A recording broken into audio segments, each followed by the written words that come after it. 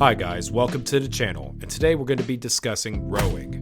The rowing machine is a great full body exercise that you can use to train endurance and explosive power. It's also low impact, making it more accessible to people who may not be able to do other forms of high impact training, such as running. However, as accessible as it is, rowing is one of the most common machines to have poor technique on, which takes away from your overall rowing efficiency and overall training effect, as you don't utilize your muscles to their fullest extent when rowing. Today we'll be going over proper rowing technique. Let's start with the first thing, which is the setup. To get set up on the rowing machine, make sure the foot height is set to where the straps are over the balls of your feet. The straps shouldn't be loose to where you lose your footing, but it shouldn't be too tight to where it's uncomfortable.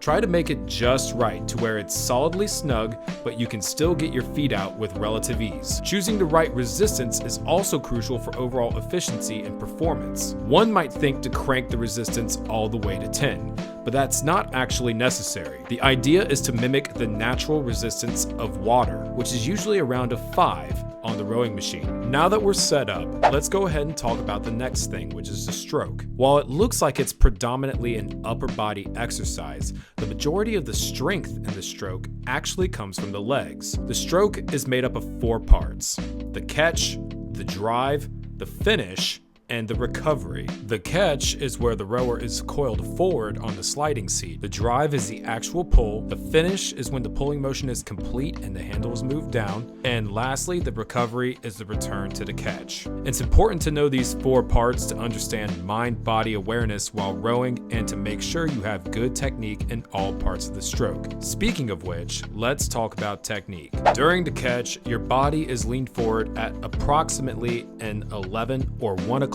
position. The tibia is at a near vertical position and the arms are straight. In the drive, we will use the following movement pattern: legs, body, then arms. The drive always begins with the legs. Don't pull with your arms as you push with your legs, as that is inefficient rowing and you will lose a lot of power output. The upper body stays still until the legs are fully extended. Practice keeping your upper body stationary and hinged forward while extending your legs. Once your legs extend, hinge your upper body back to the 1 o'clock or 11 o'clock position respectively, and then pull the handle just below your chest. It's not advised to lean too far back in the pull, as that can cause you to lose pulling power. Pulling too high or too low can also take away from your overall pulling strength. You can practice just this portion of the drive as well by keeping your legs straight as you practice hinging back at the hips and pulling with your arms. You may not be as powerful due to not using your legs, but it can help you learn the mechanics of the latter part of the drive. As you pull, it's a good idea to keep a relatively loose grip,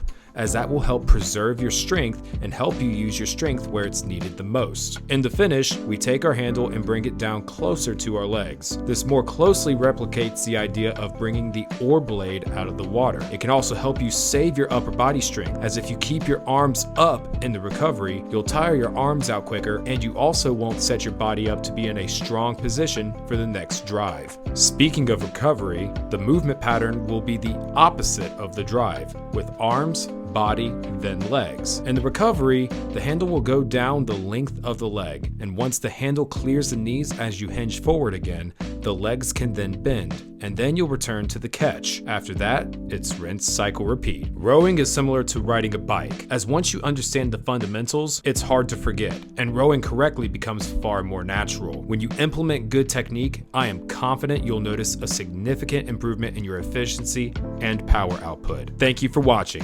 I'll catch you guys in the next video.